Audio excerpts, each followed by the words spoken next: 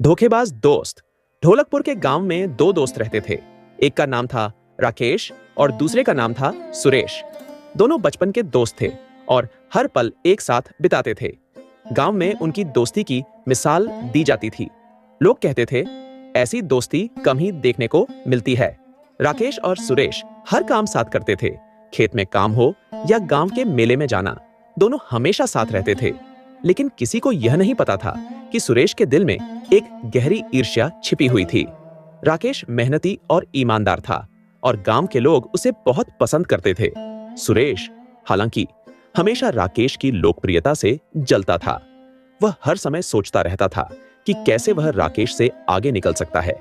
एक दिन गांव के मुखिया ने घोषणा की कि वह अपने खेत के काम के लिए एक जिम्मेदार व्यक्ति की तलाश कर रहा है। यह मौका सुनकर सुरेश के मन में लालच आ गया।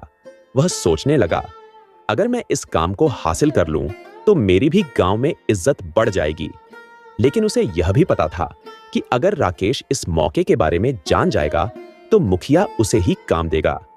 इसलिए सुरेश ने एक योजना बनाई। उसने राकेश से कहा, भाई, मुझे एक जरूरी काम से कुछ दिनों के लिए शहर जाना है। तुम मेरे घर का ख्याल रखना। राकेश, जो सुरेश को अपना सबसे अच्छा दोस्त मानता था, बिना किसी संदेह के उसकी बात मान गया। वह सुरेश के घर का ख्याल रखने के लिए तैयार हो गया। सुरेश ने मौके का फायदा उठाया और मुखिया से जाकर काम के लिए आवेदन कर दिया। उसने राकेश को इस बारे में कुछ नहीं बताया और मन ही मन मुस्कुराया। अब राकेश को पता भी नहीं चलेगा कि मैं उसका सपना पूरा कर रहा हूं। सुरेश की योजना काम कर गई। मुखिया ने उसे काम पर रख लिया और सुरेश गांव में इज्जत पाने लगा। लेकिन जब राकेश को इस बारे में पता चला तो उसे बहुत दुख हुआ। वह अपने दोस्त से धोखा मिलने की कल्पना भी नहीं कर सकता था। वह सुरेश के पास गया और उससे पूछा, भाई, तुमने मुझे इस काम के बारे में क्यों नहीं बताया? सुरेश ने हंसते हुए जवाब दिया, तुम्हें हर बार मौका नहीं मिलेगा, इस बार मेरी बारी थी। राकेश की आंखों में आंसू आ गए, लेकिन उसने सुरेश को कुछ नहीं कहा। वह चुपचाप घर लौट आया और अपनी मां के पास बैठ गया। उसकी मां ने पूछा, बेटा, क्या हुआ? तू इतना उदास क्यों है? राकेश ने सब कुछ अपनी मां को बताया। उसकी मां ने उसे सांत्वना दी और कहा, बेटा, जो कुछ भी होता है अच्छे के लिए होता है। ईश्वर पर भरोसा रखो। समय बीतता गया और सुरेश ने मुखिया का काम तो संभाल लिया, लेकिन उसमें इतनी काबिलियत नहीं थी कि वह सारे काम ठीक से कर सके। वह अक्सर गलतियां करने लगा और गांव के लोग उससे नाखुश रहने लगे। दूसरी ओर राकेश ने अपने खेत में मेहनत जारी रखी और उसकी फसल दिन ब दिन बेहतर होती गई। गांव के लोग फिर से उसकी तारीफ करने लगे।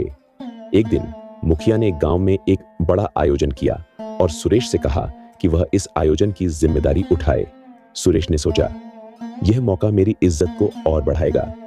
लेकिन आयोजन के दिन सब कुछ उल्टा हो गया। सुरेश की लापरवाही के कारण सारी व्यवस्थाएं बिगड़ गईं। मुखिया को बहुत गुस्सा आया और उसने सुरेश को डांटा। उसी समय मुखिया के पास राकेश आया और बोला, मुखिया जी, अगर आप इजाजत दें तो मैं इस आयोजन को संभाल सकता हूं।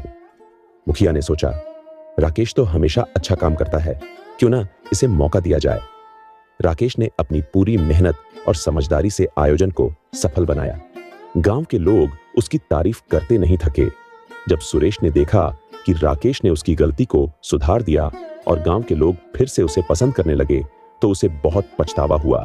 उसे समझ में आया कि उसने अपने सबसे अच्छे दोस्त के साथ कितना बड़ा धोखा किया था। सुरेश राकेश के पास गया और उसके सामने हाथ जोड़कर माफी मांगी। वह रोते हुए बोला, मुझे माफ कर दे भाई, मैंने तेरे साथ बहुत गलत किया। मेरी लालच ने मुझे अंधा कर दिया था। राकेश, जो दिल का बहुत अच्छा था, उसने सुरेश को माफ कर दिया। उसने कहा, सच्चे दोस्त कभी एक दूसरे को धोखा नहीं देते, लेकिन मैं चाहता हूं कि तुम अपने दिल की सफाई करो और भविष्य में सही रास्ते पर चलो। सुरेश ने वादा किया कि वह अब कभी भी किसी को धोखा नहीं देगा और ईमानदारी से काम करेगा। इस घटना के बाद सुरेश ने अपनी गलतियों से सबक लिया और अपनी जिंदगी में बदलाव लाया। वह अब पूरी ईमानदारी से काम करता था और अपने दोस्तों के साथ सच्चाई से पेश आता था। राकेश और सुरेश की दोस्ती फिर से गहरी हो गई, लेकिन अब उसमें एक नई समझदारी और सम्मान था। इस कहानी से हमें यह सीख मिलती है कि लालच और ईर्ष्या हमें सच्चे रिश्तों से दूर कर सकते हैं, लेकिन अगर हम समय रहते अपनी गलतियों को समझ लें और उन्हें सुधार लें तो हम अपने जीवन को सही दिशा में ले जा सकते हैं। कहानी के अंत में सुरेश और राकेश दोनों ने यह सीखा कि सच्ची दोस्ती में ईमानदारी, विश्वास और एक दूसरे के प्रति सम्मान होना चाहिए। यह कहानी हर सुनने वाले को यह संदेश देती है कि धोखा देना बहुत आसान है, लेकिन उसकी कीमत बहुत बड़ी होती है। सच्ची दोस्ती को बनाए रखना ही असली जीत होती है। धन्यवाद दोस्तों। अगर आपको हमारी कहानी पसंद आई हो तो लाइक करें, शेयर करें और सब्सक्राइब करना न भूलें, ताकि हम और भी ऐसी ही प्रेरणादायक कहानियां आपके लिए लाते रहें। आपकी एकता और समर्थन ही हमारी ताकत है। अगली कहानी में फिर मिलेंगे। धन्यवाद और खुश रहें।